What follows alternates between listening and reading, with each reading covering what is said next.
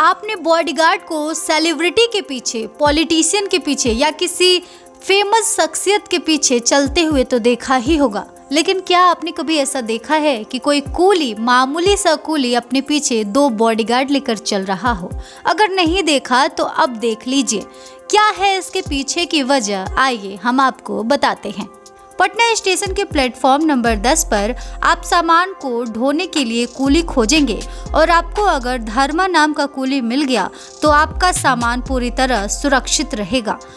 धर्मा coolie अपने माथे पर आपका सामान लेकर चलेगा तो उसके आगे पीछे हथियार लैस 2 पुलिसकर्मी बॉडीगार्ड रहेंगे। जी हाँ, आपने बिल्कुल ठीक सुना।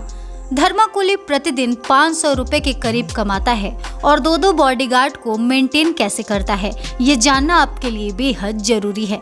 दरअसल 27 अक्टूबर 2013 में पटना के गांधी मैदान में तत्कालीन गुजरात के मुख्यमंत्री नरेंद्र मोदी के सभा में बम विस्फोट हुए थे। लेकिन गांधी मैदान में बम विस्फोट होने के कुछ देर पहले पहला बम 27 अक्टूबर की सुबह करीब 9:30 पर पटना जंक्शन के प्लेटफॉर्म नंबर 10 पर फटा था।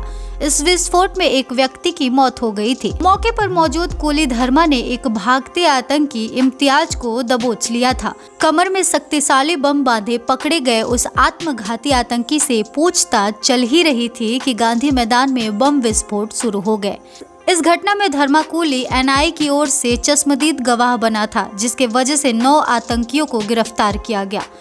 27 अक्टूबर 2013 गांधी मैदान में हुंकार रैली का प्रोग्राम था। उसमें प्रधानमंत्री नरेंद्र मोदी जी आने वाले थे। उसी समय 9:30 बज रहा था। शौचालय में बम ब्लास्ट हुआ। हम इसी अपना रूम में कुली विश्राम गृह में थे। यहाँ से निकल के अपना लाठी वहाँ जाके दरवाज़ा पर गए तो दरवाज़ा खोला, बंद किया। हमको शंका हुआ तो उसको जाके पकड़े, इम्तियाज अंसारी को। पकड़ने के बाद यहाँ से फिर हम प्रशासन को अपना सौंप दिया। सौंपने के बाद अपना जो भी उन लोग का FIR करना था, हम उसमें सीरियल लिस्ट का गवाह भी हूँ, पकड़ा भी हूँ। घटना के बाद से धर्मा को बराबर आतंकियों से धमकी मिली। इसके बाद 2016 में रेलवे की ओर से GRP के एक जवान को बॉडीगार्ड के रूप में दिया गया। इसी वर्ष राज्य सरकार ने भी धर्मा को एक और बिहार पुलिस को बॉडीगार्ड के रूप में दे दिया है। धर्मा के पास 2 बॉडीगार्ड हैं, लेकिन इस पर धर्मा का कहना है कि मुझे सुरक्षा कर्मी तो मिले हुए हैं, लेकिन मेरे रहने का कोई व्यवस्था नहीं किया गया है। मुझे रहने के लिए कोई भी जगह नहीं दिया गया है। DRM को भी लिख कर दिए हैं कि रहने की व्यवस्था नहीं होने के कारण ये लोग रात में घर चले जाते हैं। दिन में हम कूली विश्राम गृह में रहते हैं तो ये लोग मेरे साथ रहते हैं। अगर कोई घटना रात में हो जाए तो कोई क्या करेगा। वही GRP के जवान अरुण ने बताया कि थोड़ी शर्म तो लगती है कि कूली का बॉडीगार्ड हूँ, लेकिन ड्यूटी है तो करना तो पड़ेगा ही। हालांकि बिहार सरकार से दिया गया बॉडीगार्ड को कैमरे पर आने में काफी शर्म आई और वो धर्मा कूली के साथ नहीं दिखा। धर्मा कूली ने बताया कि हमें पाकिस्तानी आतंकियों की ओर से फोन पर 50 लाख रुपए देने की बात कही गई और बोला कि तुम गवाही मत दो, लेकिन हमने उसका ऑफर ठुकरा दिया था। लेकिन एक आवास के लिए हम दर दर भटक रहे हैं।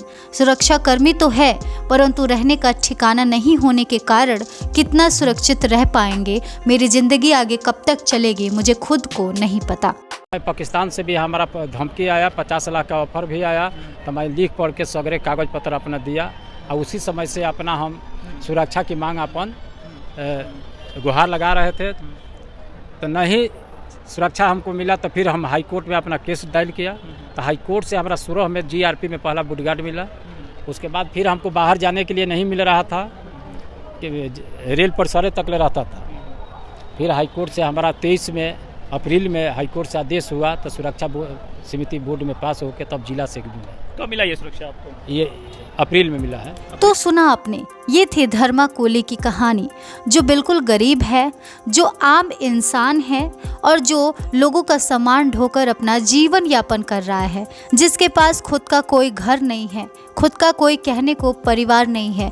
वो बस इधर उधर भटक रहा है आवास के इंतजार में कि शायद उसके रहने का सरकार कोई प्रबंध करे। सबसे बड़ी बात यह है कि धर्मा कूली ने अपनी जान पर खेलकर 9 आतंकियों के खिलाफ गवाही दी थी, जिस वजह से उस पर मौत के बादल मंडरा रहे हैं। जिसके लिए उन्हें सरकार के तरफ से 2 बॉडीगार्ड भी मिले हैं उनके सुरक्षा के लिए। लेकिन उसका कहना है कि इसका क्या, अगर रात में मुझ पे हमला हो जाए तो मैं क्या करूँगा, क्योंकि रात में कोई मकान न होने के कारण पुलिस वाले जो हैं वो अपने घर चले जाते हैं और रात में मैं इधर उधर अकेला ही रहता हूँ, दिन में ये मेरे पास आते हैं। धर्माकोली की ये बात सुनने के बाद आपको क्या लगता है, हमें कमेंट सेक्शन में ज़रूर बताएं। और इस तरह के तमाम अपडेट्स से जुड़े रहने के लिए करारा न्यूज़ डे एंड नाइट को सब्सक्राइब करना ना भूलें।